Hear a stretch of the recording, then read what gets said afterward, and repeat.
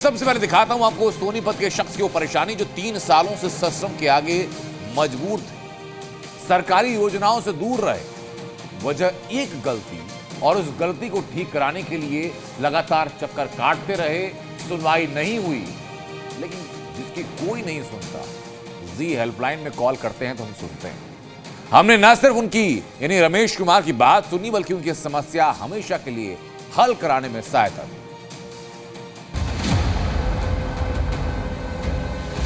हरियाणा के सोनीपत में रहने वाले रमेश कुमार एक तरफ बेरोजगारी के दर्द से जूझ रहे हैं और दूसरी तरफ सरकारी दफ्तरों के चक्कर नासूर की तरह हर रोज चुभ रहे हैं। रमेश कुमार जो कि 12वीं पास है, हाथ में नौकरी नहीं है, खाने पीने का कोई सहारा भी नहीं, वो इन दिनों सरकारी सुविधाओं से भी महरूम है। जरूरतमंदों को मिलने वाली हर मदद उन तक नहीं पहुंच पा रही।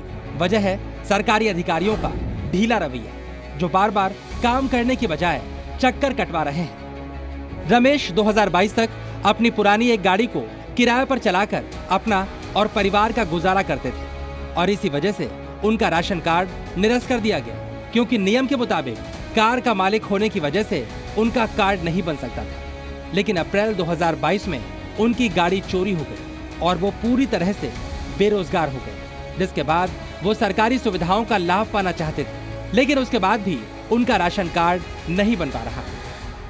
समस्या तो जी एक आम आदमी के लिए तो ऐसी बड़ी कोई समस्या हो नहीं सकती कि बेरोजगारी, और उस पे दूसरी बात करने के लिए अपने बच्चों का परिवार को पालने के लिए एक रोजगार के तौर पे गाड़ी ली थी, लेकिन वो गाड़ी भी दिल्ली से चोरी हो गई। हालांकि उसका कोई क्लेम वगैरह भी नहीं मिला, रोजगार भी गया, गाड़ी भी गई।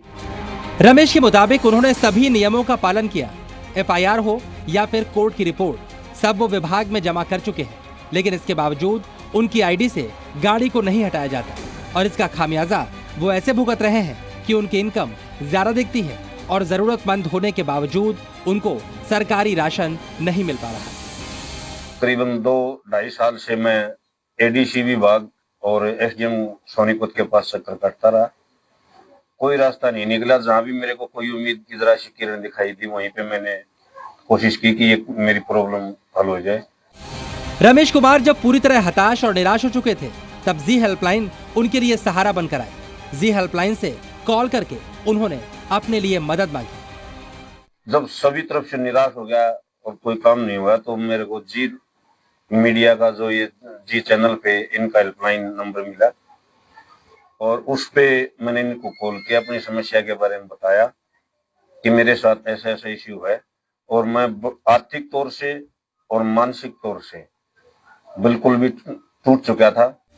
जी हेल्पलाइन में आने वाली हर कॉल की तरह हमारी टीम ने रमेश की परेशानी पर भी काम किया।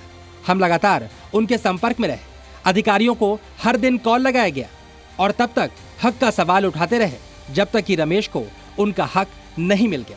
आखिरकार हमारी मेहनत रंग लाई और रमेश जिस काम के लिए धक्के खा रहे थे, वो काम फोन के जरिए हल हो गया। इन्होंने मेरी मदद की, स्टेप दर स्टेप ये मेरे से जानकारी लेते रहे और जहाँ भी फोन वगैरह की या जहाँ भी बातचीत करने की मदद करने की जरूरत पड़ी, इन्होंने मेरी मदद की और आखिरकार अब करीबन 10 दिन पहले 15 दिन पहले ये समस्या मेरी सॉल्व हो गई है और अब ये गाड़ी मेरी फैमिली आईडी पे शो नहीं हो रही है। मदद हुई तो रमेश की बहुत बड़ी समस्या भी हल हो गई। जहां कहीं सुनवाई नहीं थी, वहां एक कॉल ने समस्या दूर कर दी।